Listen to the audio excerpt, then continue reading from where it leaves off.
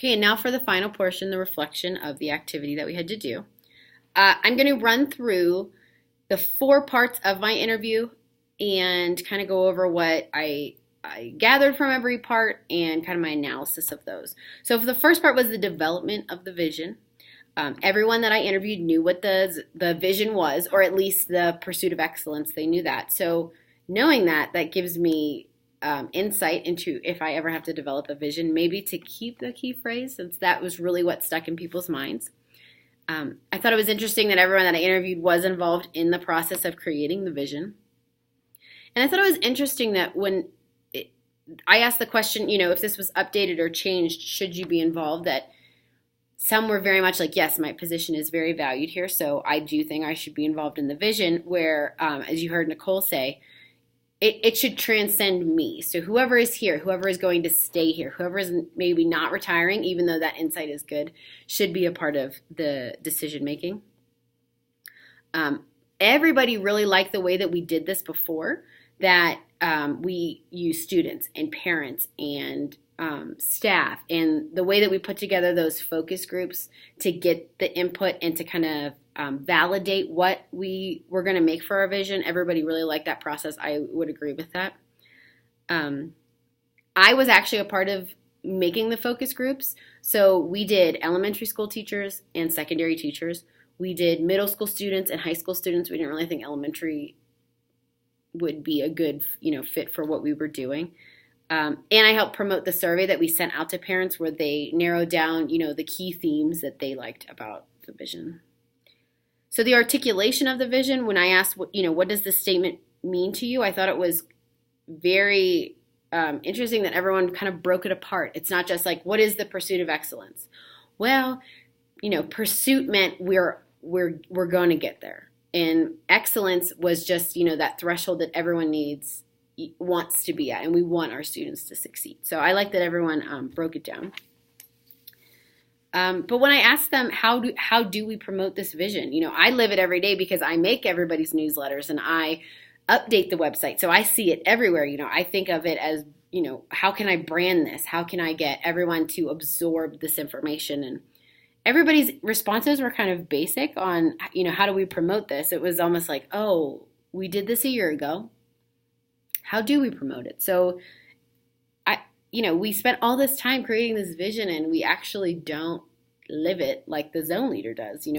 I live it because I'm promoting it for him. So, I didn't know if that meant we weren't doing a good job of promoting it, or do we promote the values within it? Is it, if I memorize the phrase, then I'm living the vision? So things to think about as I am reflecting on this. So for the implementation, one of the questions I said, does it address the changes of the campus or the challenges of the campus? It is so broad. So yes, sure it does. The only thing that I thought really addressed our challenges was personalized paths. I think that's different than a lot of places. A lot of schools push college, and we have a lot of students that are never going to go to college. So, personalized paths, what are you passionate about? Let's get you on a strand. Let's get you in those classes. So when you graduate high school, you're ready to work. Or when you graduate high school, you're ready to go to any kind of post-secondary. It doesn't have to be college.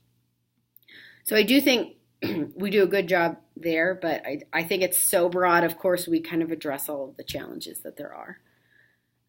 Was it inclusive to stakeholders? Sure. We add the word commitment. I think that makes parents feel good.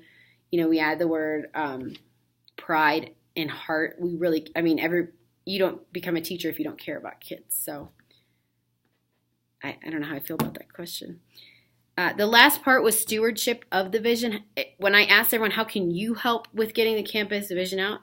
Everybody thought they could do a better job of this. And I think revisiting the vision for them was like, oh, we did put in all this work. Oh, we really need to get this out there. Oh, I could do a better job of this. So I'm glad that my questions kind of made everybody reflect on where they were when we made it, where they are now, and how they could really bring everyone together to be within this, pursuit of excellence. So what went well? I love that everybody's vision of this is just the success of our kids. And I know that's really the vision of every school is, are your kids going to be successful in the real world? Are we preparing them to be good humans. I also thought everyone was aware of the vision, which was good. I just had to kind of remind them of the pillars and the key points that are within it. What would I change about this interview? I wish that one of the people on the list was a teacher or a staff member or a student. Do they know what the vision is? Is it just us because we made it and we tell people about it and it's on our letterhead? I would have kind of liked to get their opinion. And I'm sure it would be like, I don't know what the vision is, or I thought it was this, or, when I was trying to find the people that said they would interview with me, everyone's like, well, what are you interviewing them for? Oh, we're going to talk about the vision. Oh, is it this? And that was 10 years ago, the vision 10 years ago. So I think I would have liked to maybe get a different perspective that wasn't an administrator, just to have that, mindset that, am I getting this information out to my people? Are we living it? Clearly no. So things to think about.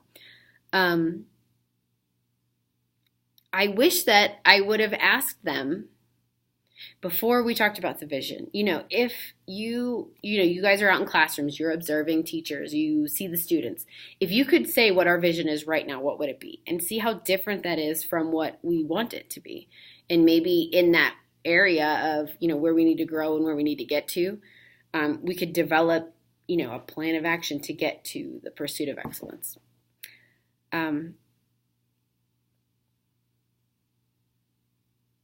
I was surprised that the vision really guides nothing in the building. It's so broad. We do this professional development called visible learning. I almost wish it was like, all right, we have a 5-year plan. So our vision is to do visible learning, and this is what you should see in your classrooms in year 1, in year 2. So by year 3, 4, 5, we are living it. That be the vision. That to me is more tactical, and I think that's where I live. So I want something that is, this is what I need to do. This is what my staff needs to do. This is what the kids need to do. So we are all truly living the vision. Or, blended learning is an initiative that we have here where students, there's 80 to 90 students in a classroom with 2 to 3 teachers, and some of it is online and some of it is, small groups. So if blended learning is our focus and that is our vision, then that is where that's what the vision should be about. If a 30-year veteran teacher wants to order new textbooks, but our focus is really blended learning, no, we are putting money into this project so that people know and people aren't offended when we say, no, we're not buying textbooks. Everything is online now. So I just wish it was more focused and more tactile so that we could show people that this is where we're going. And that is not within the vision. So that is not what we're doing. Where if you say, okay, the pursuit of excellence, any English teacher could say, well, the literature that I'm teaching is the pursuit of excellence. You're right. So I just wish it was more specific. Everyone's vision is very broad, and I'm sure it's that way for a reason, but to me, to get everybody on the path of the vision or with the vision, I think it should be more specific and more tactile. So how will this transform my practice as an administrator? I think I want my vision to be very concrete. I want it to be very laid out. And if that has to change every 3 years or every 5 years, I think we should do that. My school really struggles with starting new initiatives and doing them for a year. And if they're not successful, we move on. Let's get a 5-year plan. The first year's rough, and the second year should be better, and the third year it should be great, and then we should live it, and then we should collect data and see how we're doing, and then reevaluate our vision. So I think, I almost want it to be like a teacher's objective. This is what we're going to do. This is the focus of Sand Creek High School. This is the focus of our zone. This is what we feel is important. And narrow it down a little bit more. I think that helps with, if you're not on board, move over. We're going to try this and we're going to do it. And if you are not a part of that, I don't know. The vision is so vague that most people don't know what it is, or they're living in the, vision from 10 years ago. So I think I just want, and I don't know if that's because I'm a more tactile learner and I really need tell me what to do and here's what we're doing, but I am not a big picture person. So the vision really doesn't relate to me. And, we had an assignment when I got my master's that what is the vision and mission of your school? I had to Google it. I had no idea. And if I had to guess prior to even looking at it, I would say it was blended learning, or I would say it was, um, trying these classrooms that are, 80 to 90 kids, and it's the style that we put them together. And that is not what the vision was.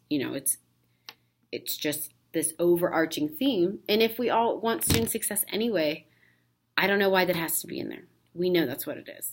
Let's talk about what we're going to do to get the students to be successful. So I really enjoyed this assignment. When you talk about vision, I kind of think, oh, it's kind of boring. And we have to have it because we have to put it, on our website, and we have to talk about it, and it's on our letterhead. But it was just interesting to see that not everyone is on the same page, and how much everyone is not on the same page. All the way from the superintendent down to the teachers that I was talking to. So, okay, thank you.